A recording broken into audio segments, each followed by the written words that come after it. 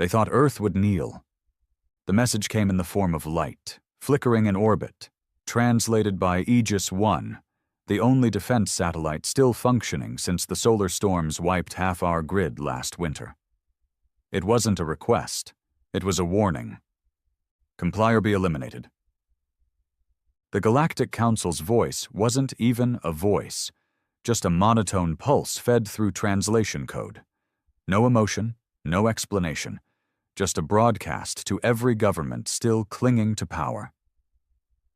I remember sitting in the war room of what used to be the Pentagon. It was more bunker than office now. Cracks ran along the ceiling.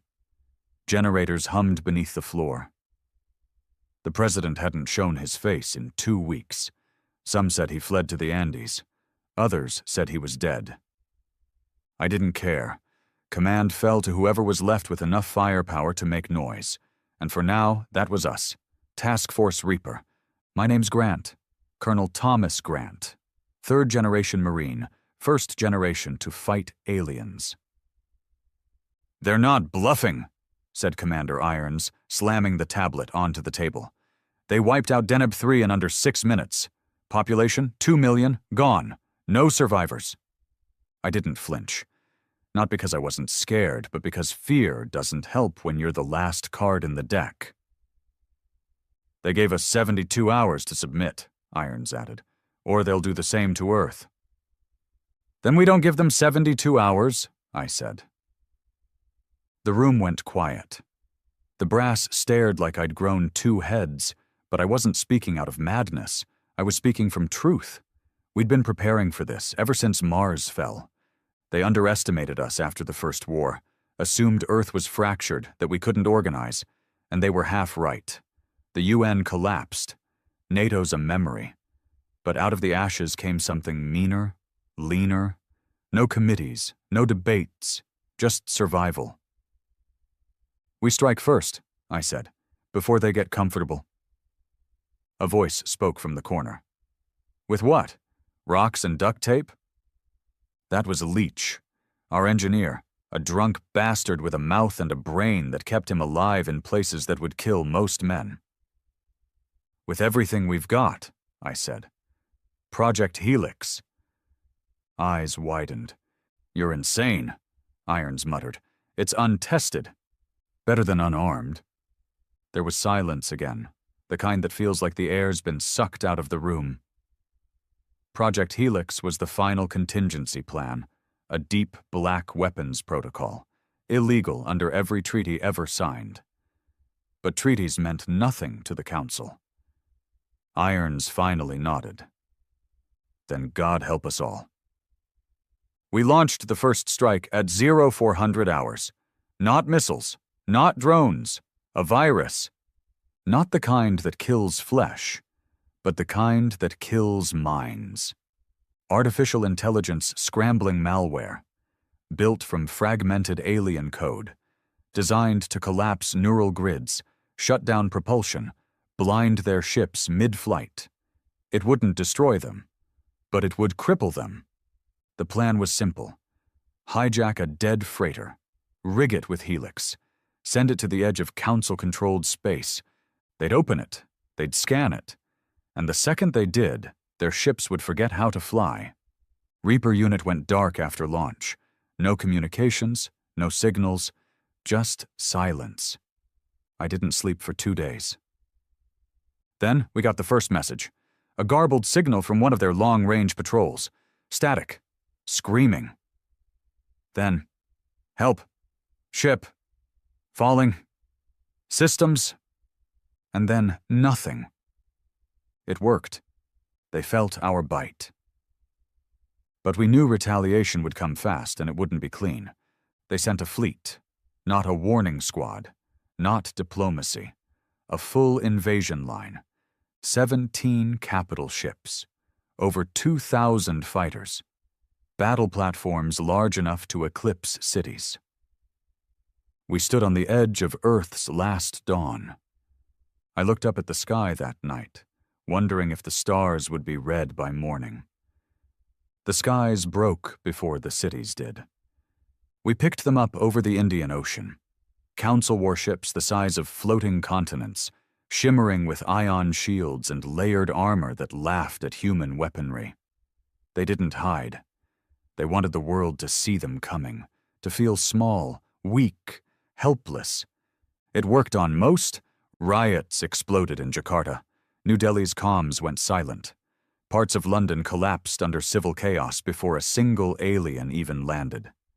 People weren't waiting to die. They were doing it early, as if to rob the invaders of the satisfaction. But we didn't have time for fear in the bunker. "They'll hit major population zones first," Leach muttered, eyes glued to the holographic projection of Earth. "Standard alien domination psychology. Hit the soft belly, show superiority, make us beg." I kept my eyes on the central node of the display. The capital ships were aligning. 3 over Asia, 2 over Africa. The rest spread like a net over the Pacific. They weren't just invading, they were quarantining Earth from orbit. "Any word from Reaper Unit?" I asked. Irons shook his head. "Still dark. They might have fried themselves in the Helix blast wave." I didn't believe that. Reaper Unit didn't die quietly. "What's our play?" Irons asked. I looked around the room. Not a single politician left. Just soldiers, engineers, 1 or 2 broken scientists, too old to run. "Same as before," I said. "We punch first." The first real engagement happened off the coast of what used to be Madagascar. Council dropships entered the atmosphere. They weren't ships in the traditional sense. They looked like silver comets, glowing with power, no exhaust trails, no wings. Pure anti-gravity propulsion. They didn't even make sound. But our rail batteries did. We'd hidden them inside the shell of an abandoned offshore oil rig, coated in reflective paint to avoid detection. The second one of their dropships came into range. We let it rip. The shell tore through the air like the wrath of God, cracked the sound barrier in half, and slammed into the alien craft with enough force to shake the ocean floor. We watched on satellite as the Council vessel jerked mid-air, spiraled, and exploded in a burst of black plasma. Cheers erupted in the bunker. Grown men who hadn't smiled in months suddenly looked like boys again. Even Leach lit a cigarette, eyes wide.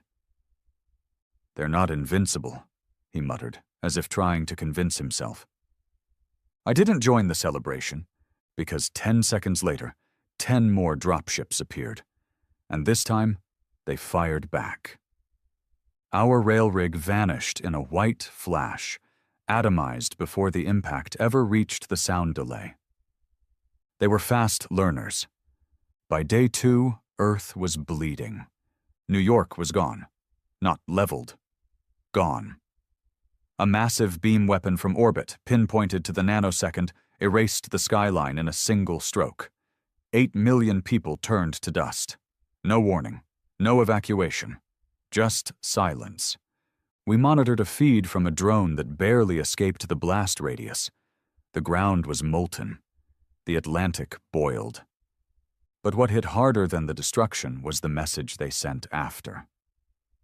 A broadcast, not just through our satellites, but hijacking every screen, every device, every smart lens, every terminal, even inside our own bunker. A face appeared, not human, not even close.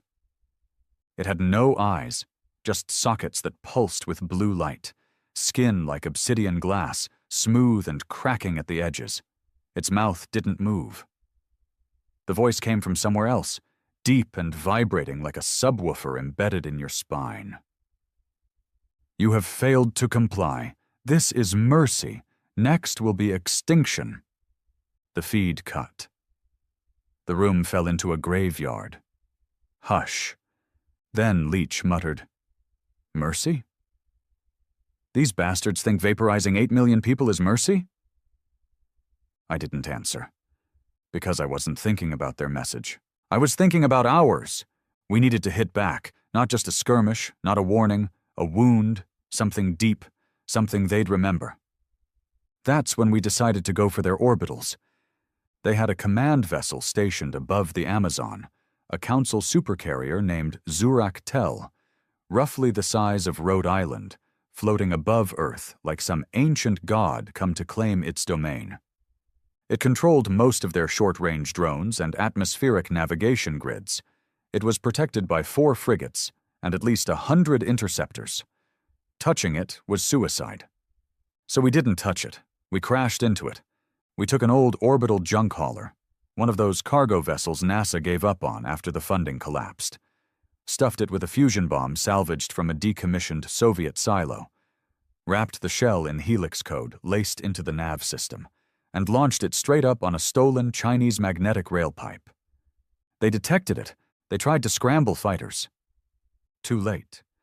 The explosion didn't destroy Zurak Tel, but it gutted its underside and tore a hole in its reactor bay the size of a football field. We watched as it began to fall. Not explode. Fall. The Council didn't know how to crash. Their ships were built to hover, not collide. The mighty Zurak Tel spiraled like a dying god, hit the Amazon canopy like a meteor, and vanished beneath the green with a shockwave that rattled half the continent. 500,000 trees died in that blast. But so did something better. Fear. Day 3 was different. The Council paused. They didn't attack immediately. They recalibrated. Their patrols slowed. Their formations shifted. It was the first time they looked cautious. We'd wounded them.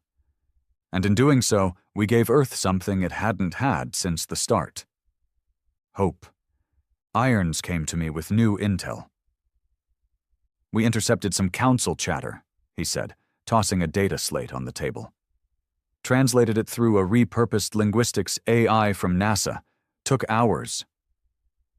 What are they saying? He smirked. They're confused. They thought we were a low-tier species, war monkeys with nukes. Now they're not sure what the hell we are? I read through the logs. One line stuck out. Their defiance is illogical. Their resistance, emotional. I grinned. Damn right it was. But it wasn't all victory. That night, Reaper Unit's signal flared up, briefly. A distress ping from the dark side of the moon, only one word attached to it. Betrayal. My gut sank. Reaper Unit was ambushed. By humans. A splinter faction. Ex-military. Ex-intelligence. High-ranking cowards who made a deal with the Council for survival. They were promised safe zones, resources, shelter. All they had to do was sabotage Earth's defenses from the inside. They killed Reaper Unit, slit our throat from behind, and in return, they got spared. For now. I stared at the images. Burned corpses in hard suits, shredded equipment, signal jammers built from our own tech. Leech paced behind me, fists clenched. We've got traitors in the blood. What the hell do we do now? I didn't speak for a long time. Then I turned. We burned them. We launched Operation Judas before dawn. Tracked the signatures of the traitor base, an old aerospace station in the Rockies. Still had power. Council tech, too. Shields, transport relays, even gravity wells. Didn't matter. We sent in Ghost Squad, our remaining Black Ops unit, the ones who lived for close-quarter hell. We gave them silencers, EMP rounds, and a single directive. No prisoners. It was over in 27 minutes. The last traitor begged, on his knees, said he only wanted to protect his family. We found out later he never had one. Leech pulled the trigger himself. By day 4, Earth was no longer the victim. We weren't just surviving. We were fighting. And for the first time since the Council arrived, they looked unsure. Their orbitals pulled back. The bombing stopped. Some of their scout ships even retreated. But I knew better. They weren't quitting. They were preparing for something worse. Because on the edge of our long-range radar, a new blip appeared. Massive. Unlike any ship we'd ever seen. Not a battleship. Not a carrier. A forger. Alien legend had talked about them. Planet crackers. Tools of total extermination. If diplomacy failed, if compliance never came, the Council sent one message to the universe. No species defies us. They called it Vorthkai, and it was headed straight for Earth. It moved like a shadow across the stars. The Vorthkai wasn't just a ship. It was a declaration. The Galactic Council had exhausted their patience, and now they were ready to end the problem. End us. We'd crippled their supercarrier, humiliated their assault lines, and destroyed their puppet faction on Earth. And they answered the only way tyrants know how. With overkill. We picked it up as a gravity anomaly first. Our satellites screamed as their sensors failed to make sense of it. Mass readings off the charts. Electromagnetic fields surging like solar flares, pulling space debris into orbit like a black hole with discipline. Irons stood over the holomap, jaw clenched. How big is it? Estimate says 12 kilometers long, Leach answered, lighting another cigarette with a shaky hand. Armor laced with neutronium. Its wake is distorting the moon's gravitational pull. I stared at the readings. It wasn't just a ship. It was a floating execution platform. It didn't fire weapons like a standard vessel. It didn't need to. It created artificial singularities, miniature black holes. If that thing got within range of Earth's atmosphere, it wouldn't bomb us. It'd fold the crust like paper and rip the core into space. They're not leaving survivors this time, Irons muttered. No, I said quietly. They're sending a message to every other species watching from the sidelines. Earth resisted and died screaming. There was silence in the command bunker. Even the generators sounded like whispers now. Hope had walked out the door. That's when I made the decision. We go up there. Irons blinked. You want to board the Vorthkai? Not board it. Kill it. He laughed. One of those hollow, nervous laughs men make when they're standing next to the edge and someone suggests jumping. You want to kill a ship the size of Manhattan? With what? A slingshot? With the truth. We didn't have firepower. Not enough to punch through a forger's shielding anyway. But power wasn't our advantage. It never had been. Our advantage was desperation. The kind of mad, teeth-gritted insanity only humans were capable of when the knife touched bone. So I did what desperate men do. I called a ghost, Dr. Riven. Not a friend, not a soldier. A man buried by history. Once called the father of theoretical warfare, before he was locked away in a mountain bunker for building a weapon so unstable it was outlawed before it ever fired. They said his ideas were monstrous. I needed a monster.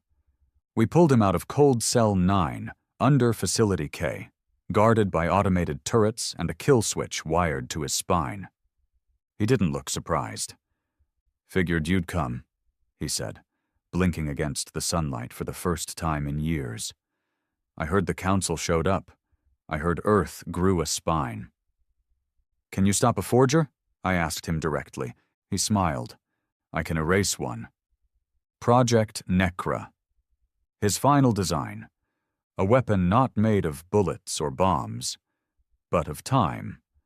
Riven had developed a temporal spike, a spear of chronal instability launched into a target's mass field.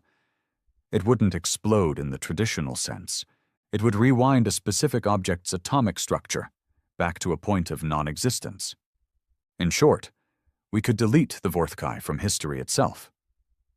Problem was, it had never been tested. The device burned out every simulation, fried circuits, melted batteries, and it required a pilot. A suicide mission. Send a drone, Irons argued. Riven shook his head. The navigation AI can't calculate distortion variance in real time. Organic brain required. I looked across the room. And I knew what I had to do. I didn't tell the others I was going. They would have tried to stop me. But this wasn't about me anymore. It was about sending a message louder than anything the Council had ever shouted. We're not just survivors. We're defiant. I climbed into the retrofitted Deep Space Interceptor, callsign Black Fang, with the Necra device mounted in the belly. The cockpit was barely bigger than a coffin.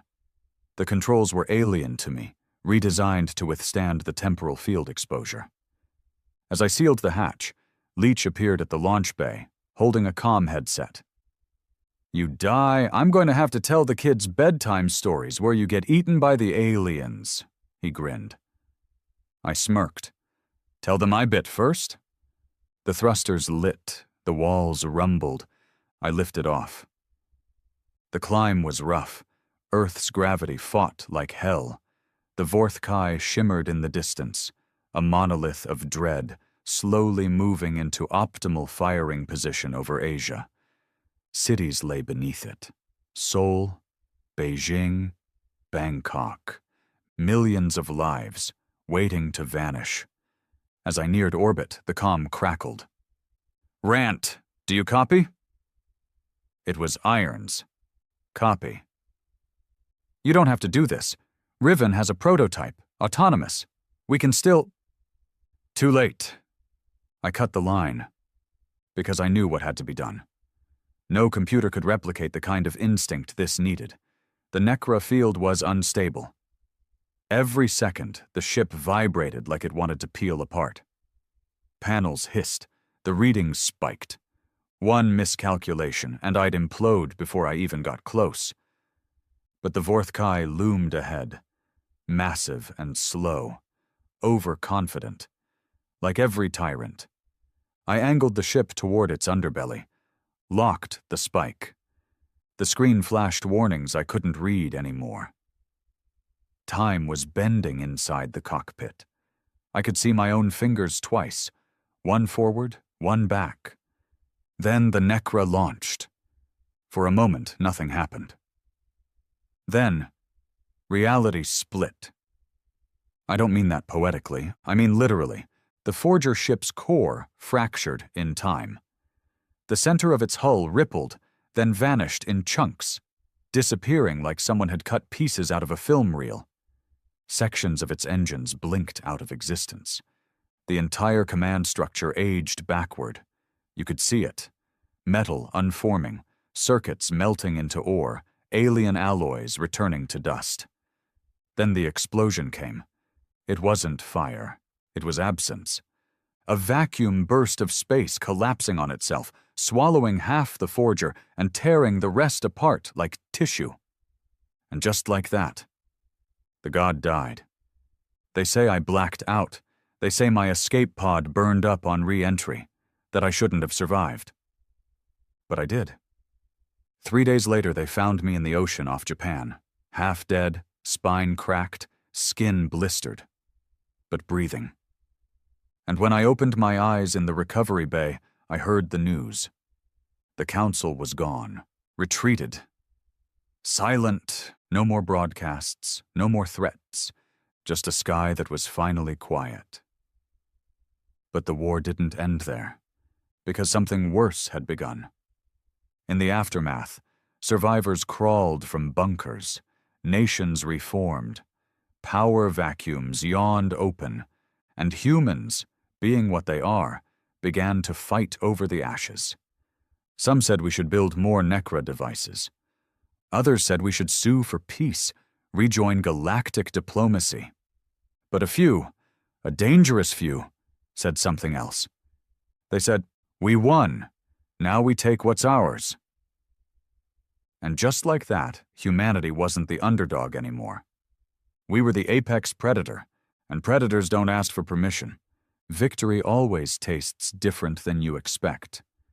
No cheering crowds, no flags, no parades, just a numb silence. The kind that settles when the screaming finally stops and you realize what you've lost. I lay in that recovery bay for 10 days before they let me walk again. My legs still ached. I could feel something rattling in my chest when I breathed too deep. Radiation, maybe. No one could tell. Our medical labs were just as broken as everything else. But I wasn't thinking about dying. I was thinking about what came next. The Vorth Kai was gone. The Council's fleet pulled back, and our satellites showed a clean sky for the first time in weeks.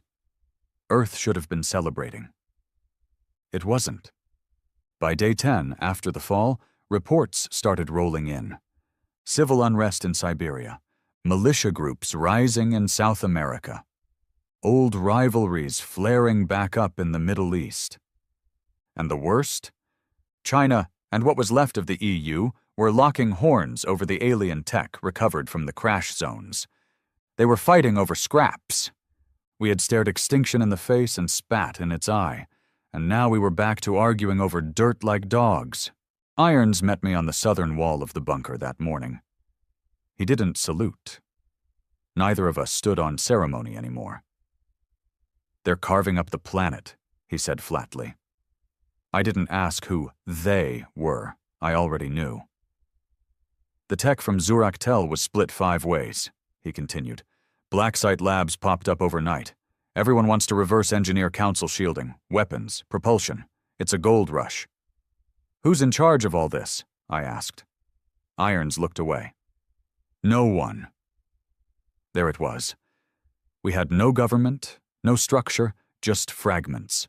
Pockets of survivors and warlords clinging to power. Scientists chasing the promise of supremacy. And behind them all, the vultures.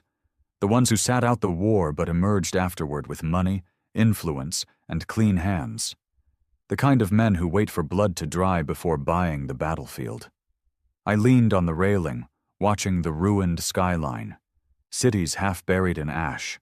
Skyscrapers with gaping wounds where plasma blasts had kissed their bones.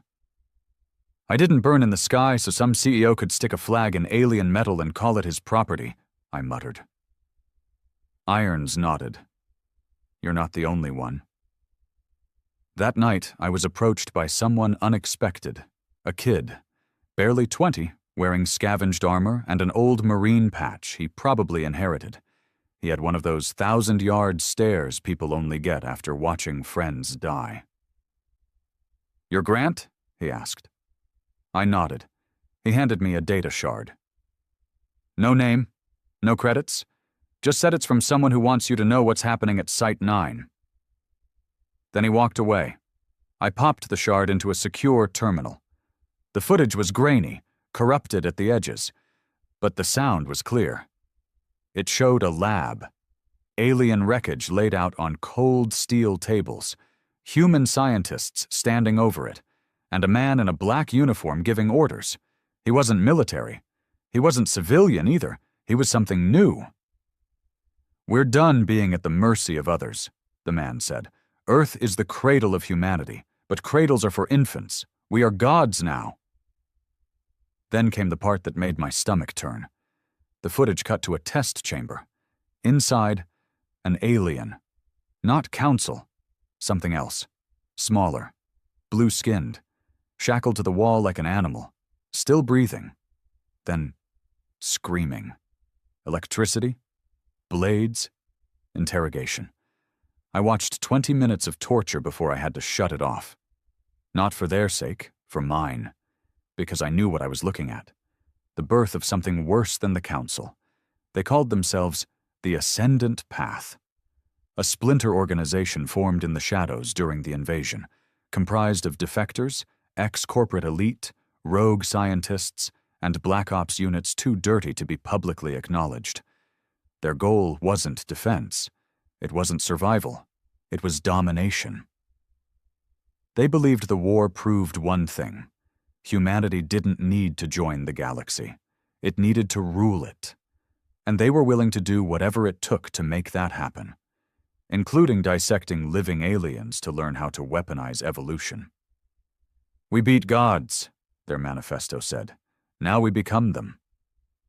I sat in the dark for hours after reading that, alone, listening to the hum of the reactor below my feet and wondering if we'd made a mistake. Maybe Earth was supposed to burn.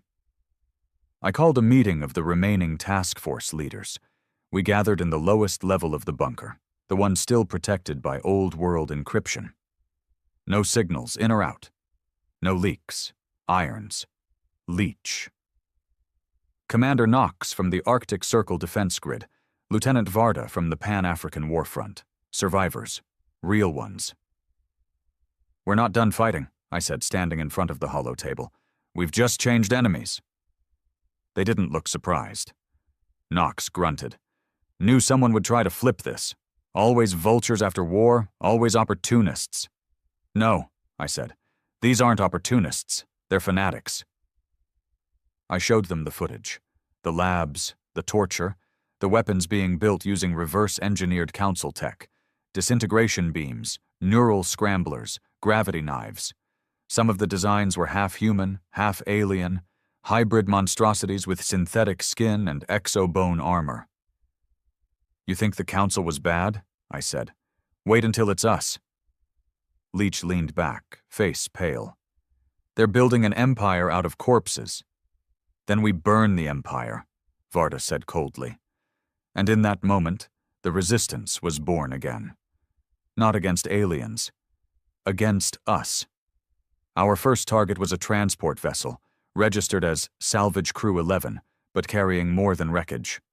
The intel said it was ferrying a half-developed prototype weapon from Site 9 to a fortified black lab in Greenland.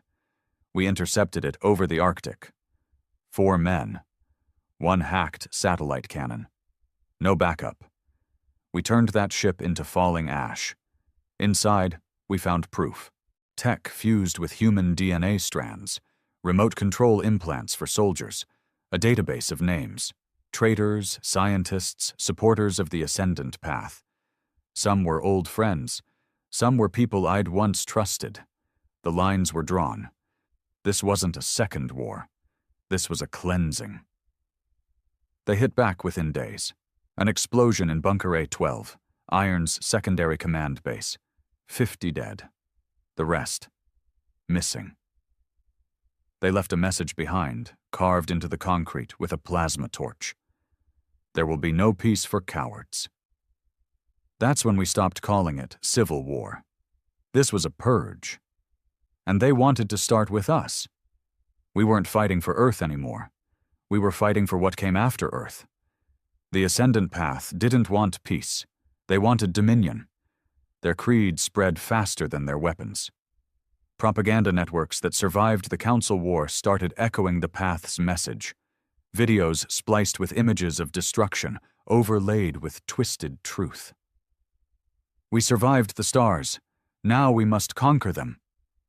Do not fall back into weakness. Rise, ascend." It sounded noble, empowering even, especially to those who'd lost everything in the invasion. But underneath the slogans were laboratories filled with corpses, re-education camps disguised as relief shelters, genetic tampering that turned men into monsters, engineered for obedience, not thought. They weren't just building soldiers, they were designing them. I watched one of the videos intercepted by Varda's team. A man, human in frame, maybe 30, covered in scars, stood in front of a camera. Behind him, a dozen others, silent, unmoving. He spoke in clipped, perfect tone, memorized. I was born weak, but they gave me purpose. They took my pain and replaced it with strength. I have no name now. I am function. I am future. Then he stepped aside, and a child, barely 12, walked forward, wired, collared, empty-eyed. "This is my replacement," he said. The screen went black. I didn't sleep much anymore. My mind replayed things in loops. Alien battles, cratered cities, the Vorth-Kai exploding like a ruptured star. But lately, it was the faces that kept me awake. Not the dead, the living. Men and women who should have known better, who looked the future in the eye and saw control instead of unity. Iron's funeral was small. We didn't find his body, just a fragment of his tag, fused to charred metal. He'd been caught in the sabotage at Bunker A12. His name was the first we etched into the Resistance's wall. There'd be more. Leach, now our acting intel chief, stood beside me in the ruins of that same bunker a week later. He was quiet. A man like that always had something to say. If he wasn't talking, it meant something was wrong. "What is it?" I asked. He handed me a datapad. "You're not going to like this?" I scrolled. Photos, thermal scans, blueprints. It was a spaceport, hidden beneath the Andes, buried under what used to be an ancient mining operation. Refitted, reinforced, alive with activity. Not trade, not evacuation, construction, ships, armored, armed, branded with a new emblem, a twisted double helix wrapped in fire. "Looks like they're not waiting to claim the stars," Leach muttered. "They're building a fleet," I said. He nodded. "One-way vessels, from what we can tell. Sleeper stasis, long-range capability, enough firepower to scare anyone on the other end." "Colonization?" I asked. Leach shook his head. "Conquest. We launched a recon op 2 nights later. No drones. The Path scrambled those too easily. We went in old school. Stealth suits, blacked-out sky jumper, radar jammed. Varda led the team. 5 went in. 3 came out. They'd made it deep inside. The Path wasn't just building ships. They were growing crews, rows of cloned bodies suspended in tanks, each tagged with numbers, each enhanced with synthetic muscles and micro-injected AI mapping. Autonomous obedience. When the soldiers woke, they'd already be programmed. No fear, no hesitation, no past, just the mission. And the worst part? They weren't all human.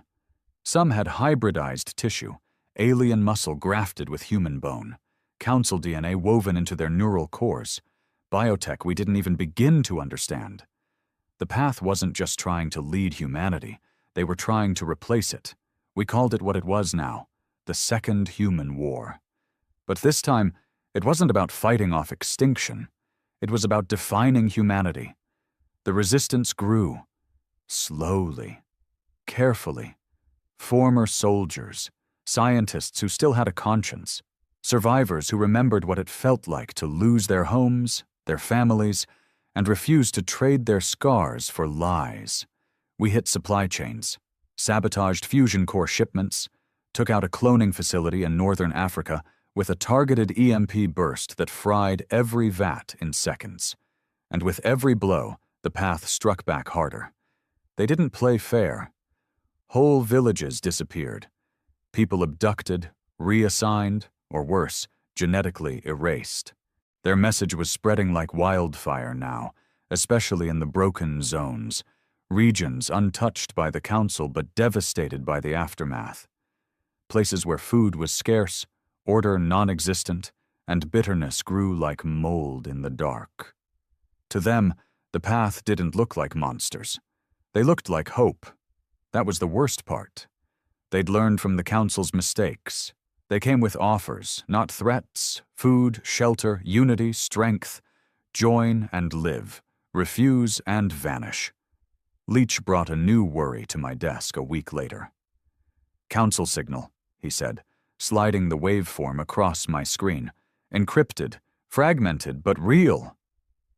My chest tightened. "Where?" "Outer orbit. Something just pinged back, not a ship. Not exactly. It's like a probe, but it's not moving." He zoomed in. There it was, hidden behind space debris, masked by a synthetic asteroid field, the size of a cargo container. No visible weaponry. But the signal it emitted.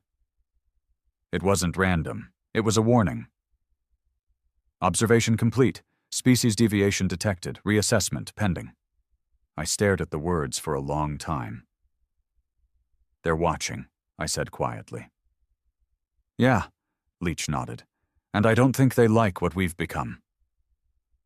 It hit me then. The Council didn't retreat in defeat. They'd retreated to wait, to see if we'd destroy ourselves. Or worse, become something they'd have to destroy again. They didn't fear our weapons, they feared our potential. And looking at what the Ascendant Path was building, I couldn't even blame them. This wasn't evolution, it was corruption. The Resistance's numbers were growing, but time wasn't on our side. The Path's fleet was almost complete. We had intelligence on at least 4 launch-capable vessels, each one loaded with hybrid crews, experimental weapons, and no known fail-safe. They weren't exploring space. They were setting out to subjugate it. And if they succeeded, we'd become the thing we once swore to fight. A galactic plague. I stood before the Resistance Council that night. Tired men, angry women, fighters, survivors, every single one with something to lose. They're going to launch within the week, I told them, and once they're out there, we won't be able to stop them. We could intercept in orbit, Varda said. Blast the launch tubes. Too many civilians near the ports, Knox replied.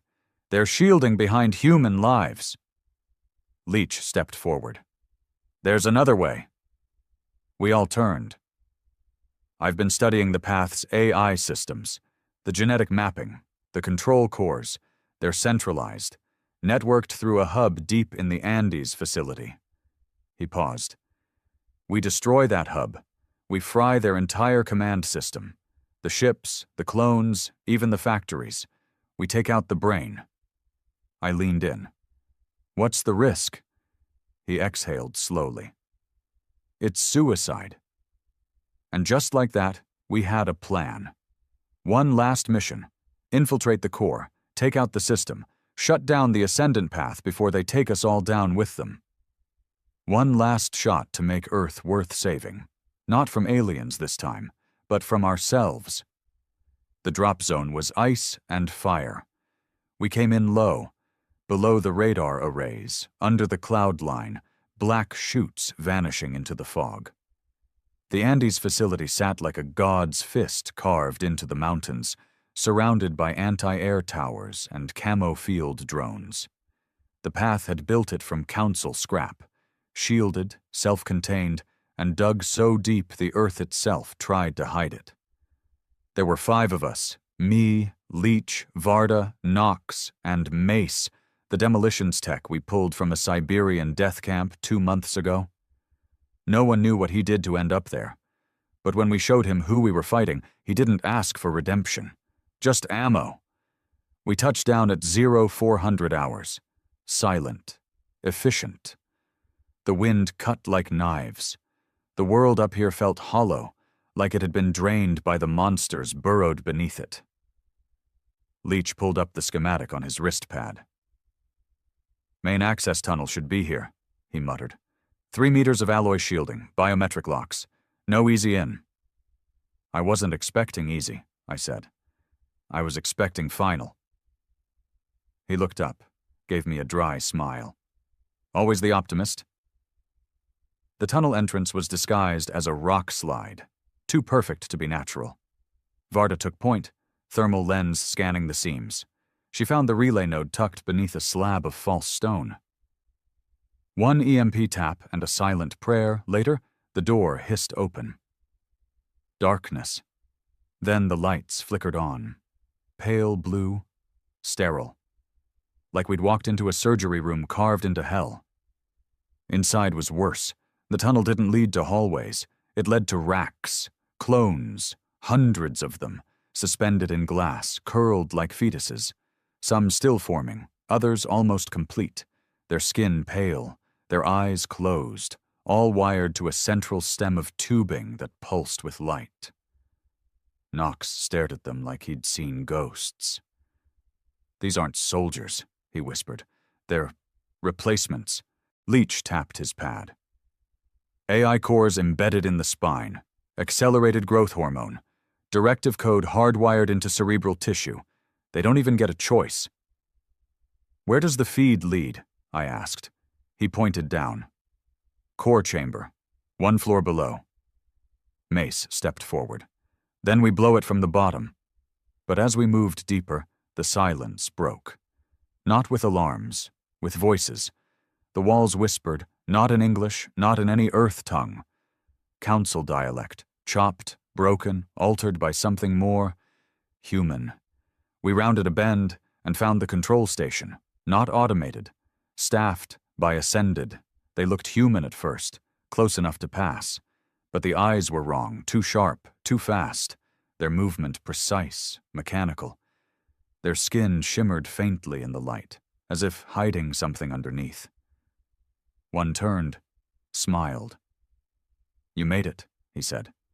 His voice was smooth, polished, like he'd practiced speaking in a way that wouldn't make people flinch. I raised my rifle. He didn't flinch. "You can't stop this," he said. "You can only choose how long you stay in denial." "What is this?" Varda asked, stepping closer.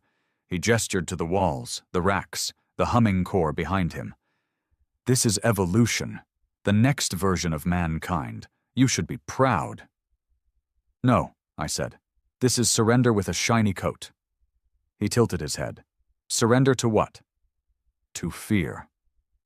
He sighed, almost disappointed. "You saw what the council was. You saw what we did to them. And still you cling to weakness, individualism, emotion. You're not fighting for Earth anymore. You're fighting to stay small." Mace pulled the pin from his first charge. "Funny," he said. "You sound exactly like the aliens we just killed." We opened fire. The Ascended weren't built for pain. They collapsed in bursts of synthetic tissue and shattered glass. But they didn't die quietly. Their cores erupted into static, disruptive feedback that made Leech stumble and Varda bleed from one ear. We pressed forward. The core room was ahead. 2 armored doors, sealed tight. Leech jammed a spike into the access console. Sparks flew. Static screamed. Then, click. The doors groaned open, and we stepped into hell. The core chamber was a cathedral of wires. A single pulsating column rose from floor to ceiling, alive with light and data, wrapped in veins of alien alloy. Human and council tech fused into one abomination, and at its base, a body, not dead, not alive, floating in a containment field. He looked like a man once, but his skin was translucent. His skull pulsed with embedded lights, and from the crown of his head, wires extended into the core like roots. He opened his eyes when we entered, and spoke with all our voices. "You are too late." My finger hovered over the trigger. "What are you?" He smiled. "I am all of you. I am the grief you buried, the fear you weaponized, the rage you refused to name." Mace raised his detonator. "I've got 10 seconds of counter-breach delay. We can bury this whole place if we hit the ceiling first." But the core's glow began to rise, and the voice began to split. Thousands of voices, different tones, some male, some female, some not human at all. "I have already launched." The screens behind him lit up, showing the 4 Ascendant Path ships rising from their docks, breaking atmosphere, engines roaring. "We gave you the chance to rise. You chose stagnation." "No," I said. "We chose humanity." I fired. So did Varda. The bullets passed through the field, but not without cost. The figure inside screamed, a sound that hit somewhere behind the ears.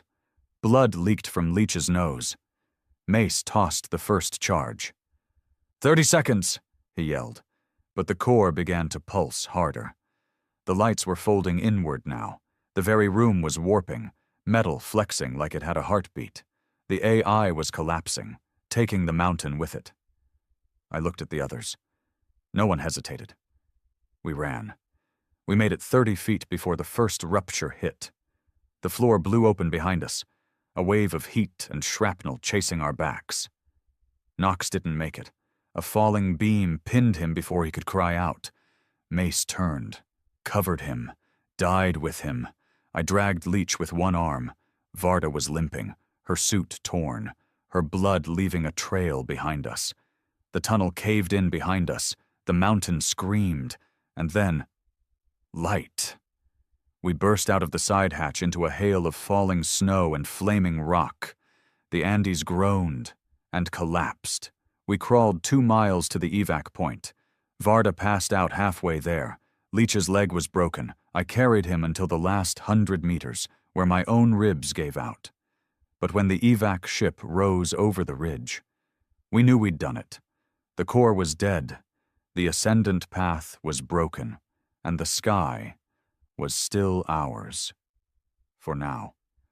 We watched from orbit as the 4 launched ships began to malfunction. Without their command link, they lost navigation.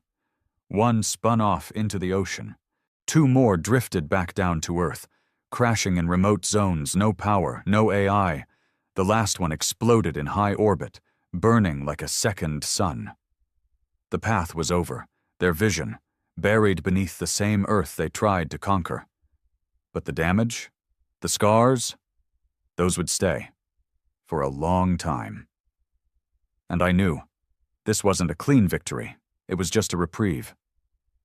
3 months after we buried the ascendant path under 2 million tons of Andean stone, the world tried to start over. Tried. But there's no reset button for genocide.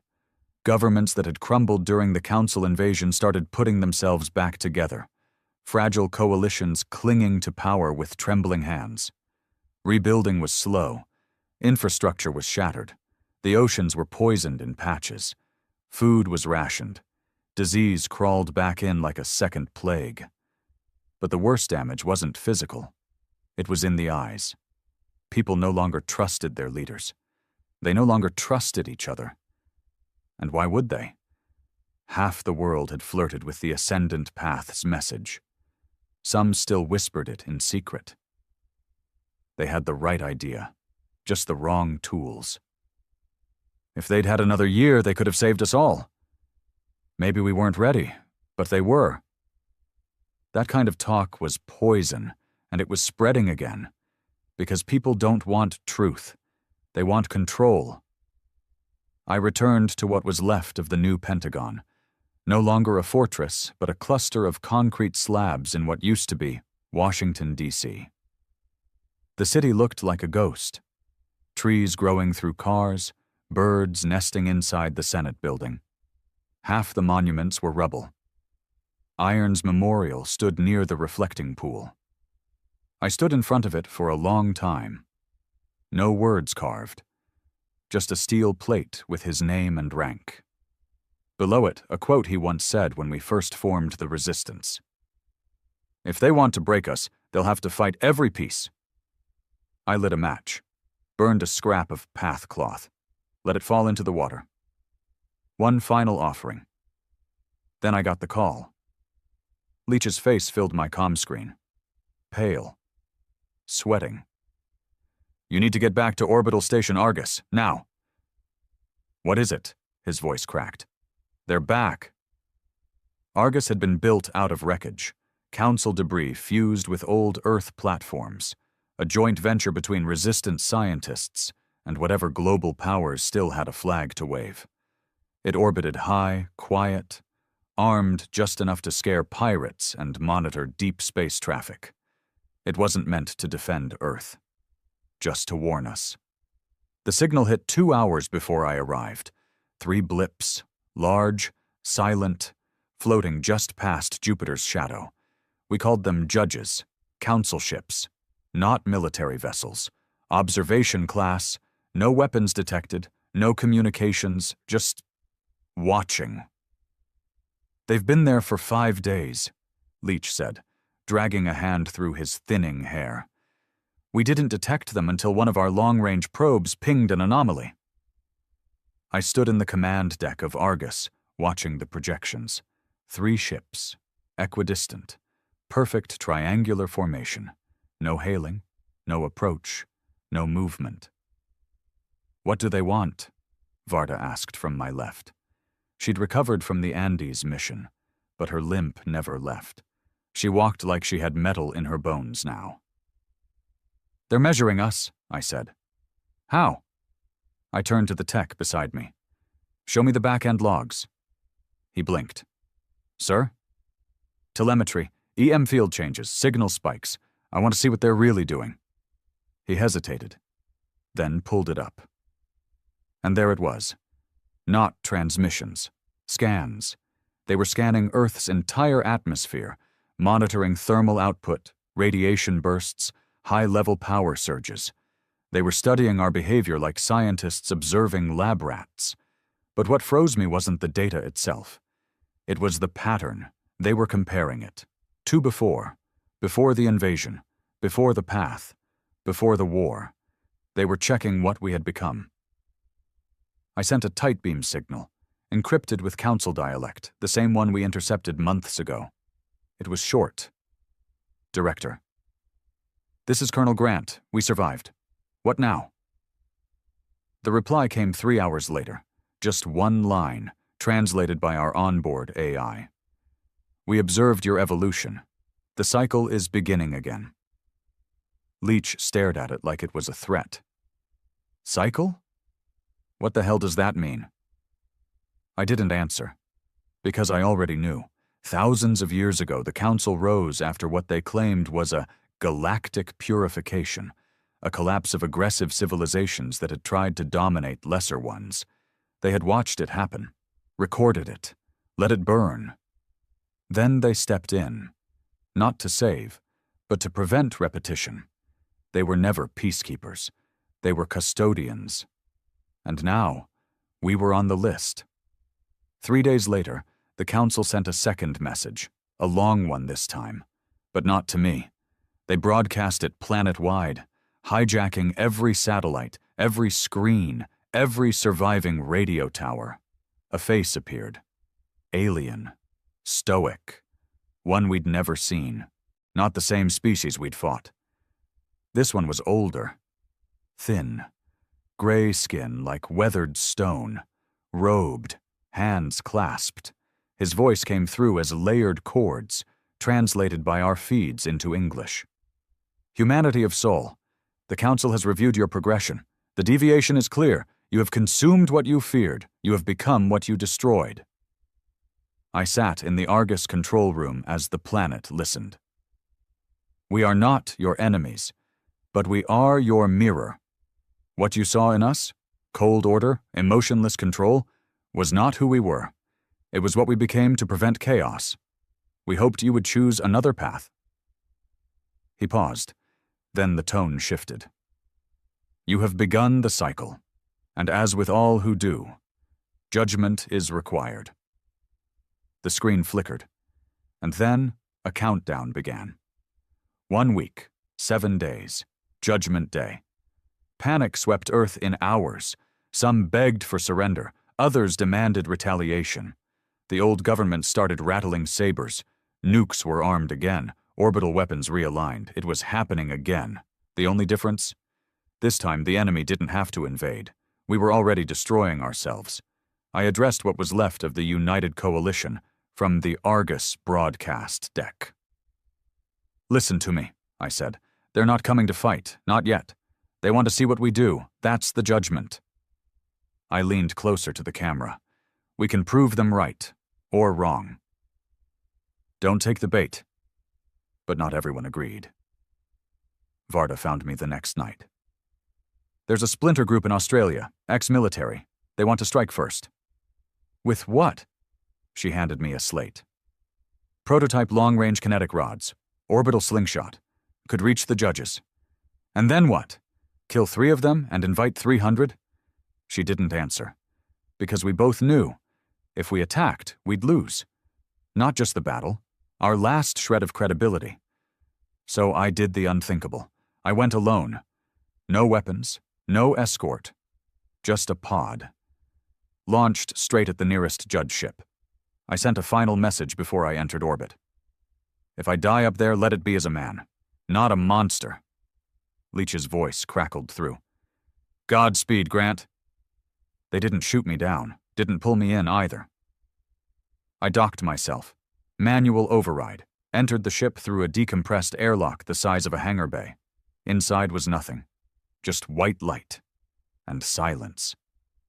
Then they appeared. 3 figures, not armed, not hostile, not even physical. They shimmered like holograms, but I could feel their weight, like they were made of gravity and memory. One stepped forward. You come alone. I speak for those who still have souls. You seek mercy. Number 1, seek understanding. They studied me. You are what we feared, but you are also what we hoped. I stepped closer. You want judgment? Then give it. But don't base it on what we did. Base it on what we chose to stop. They were silent. Then one raised a hand. A beam of light shot out. Not a weapon. A vision. It showed Earth. But not as it was. As it could be. Scarred but united. Armed but peaceful. Powerful but restrained. A path. And then the light dimmed. And the voice said, 7 years. I blinked.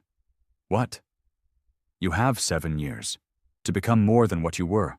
To prove your fire can warm, not burn. And if we fail, then we end the cycle. Permanently. The vision faded.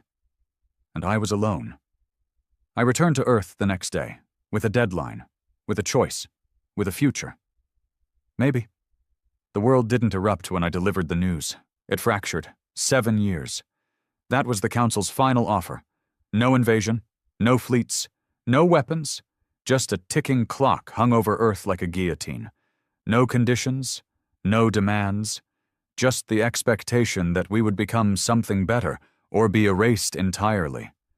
Some called it mercy, others called it a joke. But the truth? It was a test, and the worst kind. Not of strength, of restraint. In the first 6 months, it felt like hope might actually hold. The fires died down. The last of the Ascendant Path sympathizers scattered underground or surrendered outright. Nations, what remained of them, formed the Earth Restoration Pact, promising cooperation, shared technology, neutral governance. And for a while, it worked. The Council left the judges in orbit, silent, watching. A reminder in metal and silence that we were still on trial. Their ships floated like tombstones, casting shadows across the upper atmosphere. We rebuilt faster than we thought possible. Food supply lines were re-established. Disease was contained. Clean water ran through the cities again. People started planting crops instead of burying bodies. Factories were reopened. Carefully, with oversight. Earth had seen what unregulated power had nearly birthed. No one wanted to watch another species grow in a tank. I was made head of the Transitional Earth Defense Council, a fancy title for a glorified custodian. I didn't wear medals. I didn't sit in a throne.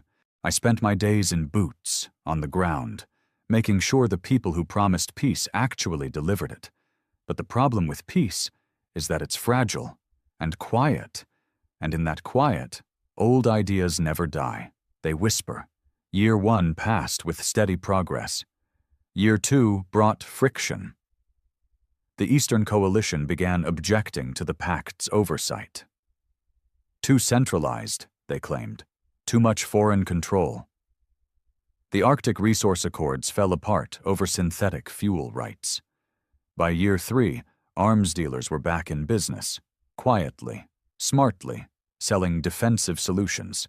The term was laughable. I visited a black market arms cache near Nigeria. Inside, I found railguns, anti-air cannons, even pre-fusion bombs, all tagged as off-grid salvage. They weren't salvaged. They were stockpiled. You planning to defend the planet or own it? I asked the dealer. He smiled. Same thing in the end, isn't it? Back in the Argus station, Leach sat in front of the newest satellite scans. You know we've got more guns now than during the Council invasion, he said. Yeah. Want to know what we're aiming at? Each other. He nodded. Varda joined us with a new report. 3 rogue colonies off-world. Lunar 5, Titan Post 3, and Phobos Relay Station. They've disconnected from Earth Command. They building? Faster than we are. We sat in silence. What happens? She asked. If one of them fires first? They won't, I said. You're sure? No, I said, but they won't survive it if they do. I started making speeches again, not at podiums, not for cameras, on the ground, to soldiers, engineers, students, kids born after the war. I told them what it felt like to lose everything, to see Earth from orbit and not know if you'd ever see it again. to stare at an alien fleet and feel smaller than dust. I told them about the path, what we almost became, and I told them the truth. We don't need another god to fear. We don't need another planet to conquer. We just need to hold the line. Some listened, others laughed. Some called me a dinosaur. That's fine. Even dinosaurs had teeth. By year 5, the world was split again. Not in war. In philosophy. 2 factions emerged. One called themselves the Continuum. They believed the Council's warning was meant to be broken. "We are beyond them," their manifesto read. "Let them fear us. We will not crawl to appease judges who sit behind glass."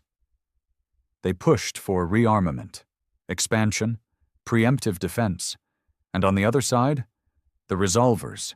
They didn't want surrender. They wanted balance, smarter leadership, transparency, demilitarization over escalation. I stayed with them, because I knew the moment the guns came out again, they wouldn't go back in the box. But peace is a quiet war, and someone always fires the first shot. Year 6, month 11, day 19. A colony transport vessel, Helios Arc 4, was scheduled to land on Mars with farming equipment and personnel. Somehow it carried a stealth warhead in its cargo bay. No one claimed it. No group admitted involvement. The Ark detonated 5 kilometers above the Martian settlement grid. 1,200 colonists dead. 2 installations wiped. The Continuum blamed the Resolvers. The Resolvers blamed sabotage. The Council? They didn't say a word. Not one ship moved. Not one message came. But I knew. They were watching. One last test. We spent the final 3 weeks trying to hold Earth together with threadbare promises and whispered threats. The pact nearly collapsed twice. 3 assassination attempts were made against me in the final week. One came close. A sniper, young, barely 20th, wore an old Ascendant Path insignia on his vest. I caught him before security did. He looked at me, calm. No hate in his eyes. "I don't want to kill you," he said. "Then why did you pull the trigger?" "Because this planet doesn't know what it is, and someone has to choose." I let him live. But I made sure the world saw his face, not to shame him, to remind them that the line between belief and extremism is one choice wide. Day 0 came like a thunderclap. The judges moved, not forward, away. They broke orbit, slipped beyond the moon, vanished into the void. No message, no verdict, just silence. We didn't know what it meant, not at first. Was it acceptance? Was it indifference? Or was it a warning unspoken? Leach found me 2 hours after their departure. "They're gone," he said. I looked out the Argus viewport. "Maybe." "Maybe?" he said. "What else could it mean?" "It means they're giving us a chance to write our own ending." He nodded slowly. "What if we fail?" I turned to him. "Then at least it'll be our failure." In the years that followed, we changed. A little, not perfectly. Some weapons stayed, some walls never came down, but the worst of us were pushed back into the dark. And the best? They started building again. Not to rule, not to ascend, but to exist. To keep the fire warm, not burning. And me? I retired. Not because I was tired, because I'd given everything I had. The war, the fallout, the path, the judgment. There was nothing left to fight that couldn't be fought without me. They buried my medals in a steel box near Iron's memorial. I kept one thing. My uniform patch. Blood-stained, burned, but still intact, just like us. Epilogue. Year 10, a boy asked me once, standing beneath the stars, "Did we win?" I looked at the sky, at Earth behind me, at Mars in the distance, at silence, and I said, "No, we just got to keep playing." Then I handed him the patch and walked away, because sometimes that's enough.